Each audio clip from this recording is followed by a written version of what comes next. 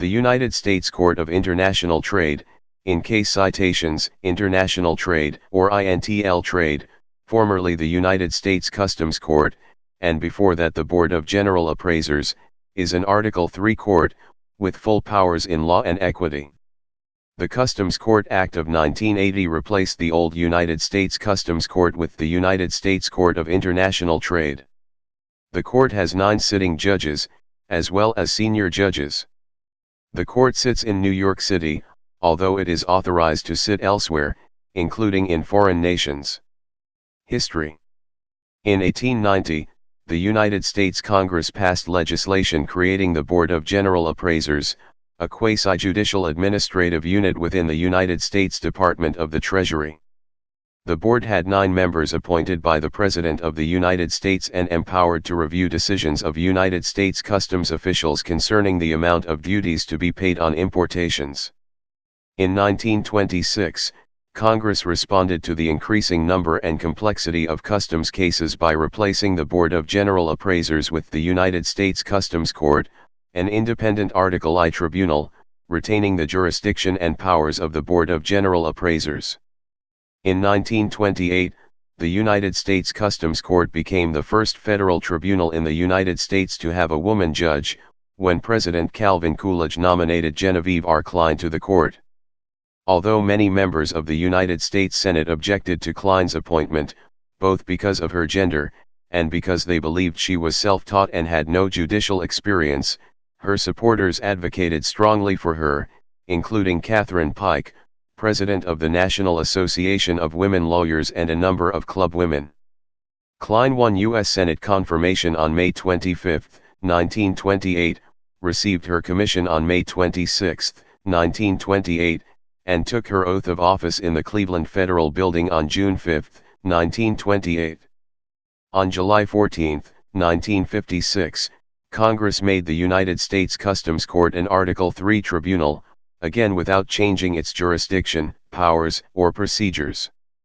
After making some procedural changes in the Customs Courts Act of 1970, Congress addressed substantive issues concerning the court's jurisdiction and remedial powers in the Customs Courts Act of 1980, which broadened the power of the court and renamed it the United States Court of International Trade. Jurisdiction. The court possesses limited subject matter jurisdiction, meaning that it may hear only cases involving particular international trade and customs law questions. For example, the court hears disputes such as those involving protests filed with U.S. Customs and Border Protection, decisions regarding trade adjustment assistance by the United States Department of Labor or United States Department of Agriculture, customs broker licensing, and disputes relating to determinations made by the United States International Trade Commission and the Department of Commerce's International Trade Administration regarding anti-dumping and countervailing duties. There is one notable exception to the court's jurisdiction. In cases involving anti-dumping and countervailing duties imposed on Canadian or Mexican merchandise, an interested party can request that the case be heard before a special ad hoc binational panel organized under Chapter 19 of the 1994 North American Free Trade Agreement. Procedure. Most cases are heard by a single judge. If a case challenges the constitutionality of a U.S. law or has important implications regarding the administration or interpretation of the customs laws, then it may be heard by a 3-judge panel. Many judges of the Court of International Trade also regularly sit by designation on 3-judge panels of the United States Court of Appeals for the Second Circuit. Although the court maintains its own rules of procedure, they are patterned for the most part on the Federal Rules of Civil Procedure.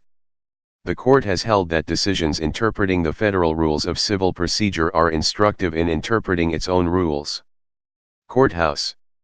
The James L. Watson Court of International Trade Building, located on Foley Square in Lower Manhattan in New York City, houses the court. Also known as 1 Federal Plaza, it was built in 1968 adjacent to the Jacob K. Javits Federal Building. In 2003, the building was named in honor of James L. Watson, a judge of the United States Customs Court from 1964 to 1980, and of the Court of International Trade from 1980 to 2001. Chief Judges. Chief judges have administrative responsibilities with respect to the Court of International Trade, and preside over any panel on which they serve unless circuit judges are also on the panel. Unlike the Supreme Court, where one justice is specifically nominated to be chief, the office of chief judge rotates among the court judges. To be chief, a judge must have been in active service on the court for at least 1 year, be under the age of 65, and have not previously served as chief judge. A vacancy is filled by the judge highest in seniority among the group of qualified judges. The chief judge serves for a term of 7 years or until age 70, whichever occurs first. The age restrictions are waived if no members of the court would otherwise be qualified for the position. Under the Board of General Appraisers, the position of chief judge was entitled president. When the office was created in 1948, the chief judge was the longest-serving judge who had not elected to retire on what has since 1958 been known as senior status or declined to serve as chief judge. After August 6, 1959, judges could not become or remain chief after turning 70 years old. The current rules have been in operation since October 1, 1982. Please subscribe and thanks for watching.